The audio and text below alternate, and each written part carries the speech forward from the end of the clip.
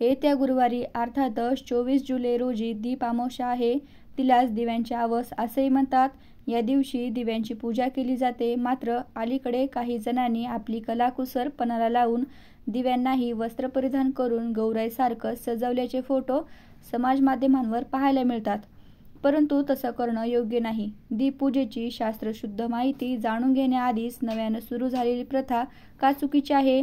चला या संदर्भात सविस्तर माहिती जाणून घेऊया. पण त्याआधी चॅनलला सबस्क्राईब नक्की करा. दीपपूजनाची शास्त्रोक्त पद्धत काय आहे? आपली जी दैनंदिन संस्कार आहेत त्या संध्याकाळी देवापुढे समई लावून दिव्या दीपत्कार हा श्लोक म्हणून दिव्याची प्रार्थना करतो. हा संस्कार आजही सर्व कुटुंबात पाळला जातो. तिन्ही सांजेला संस्कारी घरातून शुभम करोतु मंजूर आवाज सूर कानी पडतात. काही ठिकाणी ही प्रार्थना लहान थोर मिळून करतात. त्यामुळे अशा घरातच रोजच दीपपूजा होते. मात्र ज्या घरामध्ये असं होत नाही त्यांनी दीप अमावस्येपासून हा संस्कार अंगवळणी पाडून घ्यावा असा शास्त्र संकेत आहे. प्रकाशाचे महत्त्व अंधारात कळते. लाईट गेली की एक मेणबत्तीवर प्रकाशाची भिस्त असते.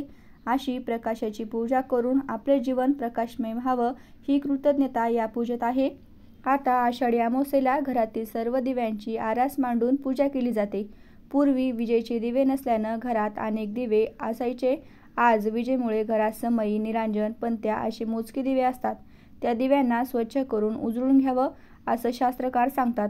अनेक ठिकाणी या दिवशी पिठाचे दिवे प्रज्वलित करून त्यांचीही पूजा केली जाते. याबरोबरच नित्य आणि नैमित्तिक पूजेनं दीपपूजन केलं जातं.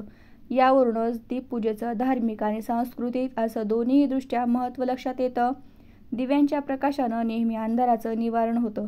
दिव्यांच्या प्रकाशानं वस्तू उजळून निघते, तेजमय दिसते. म्हणून दिवा हे मंगल्याचे, शुभम करोतीचे प्रतीक आहे. दीपपूजन आंतरिक अज्ञानही दूर होतं असंही म्हणतात. शत्रुबुद्धी नष्ट होते, विकार कुंठित होतात. दिवा हे ज्ञानाचं द्योतक आहे. दीप तेजानं बुद्धी स्थिर राहते. शिवाय ज्ञानाच्या एका दिव्यानं हजारो दिवे लागतात. विजेचे दिवे कितीही सुंदर आणि शक्तिशाली असले तरीही त्या दिव्यांनी इतर दिवे प्रकाशित होऊ शकत नाहीत. आपल्या वैदिक संस्कृतीत म्हणूनच दीपपूजेला मोठं महत्त्व आहे. या दिवशी घरातील सर्व दिवे स्वच्छ केले जातात. त्यानंतर ते देवापुढे ठेवून दिव्याभोवती रांगोळी काढल्या जातात. दिवे तेवूनच त्यांनी गंध, फूल, धूप अपूर्ण पूजा केली जाते. त्यास मनोभावे नमस्कार केला जातो. त्यांना दूध, साखरेचा नैवेद्य दाखवून लाया अर्पण केल्या जातात. अशाच माहितीपूर्ण व्हिडिओज पाहण्यासाठी चॅनलला लाईक, शेअर आणि सबस्क्राईब जरूर करा.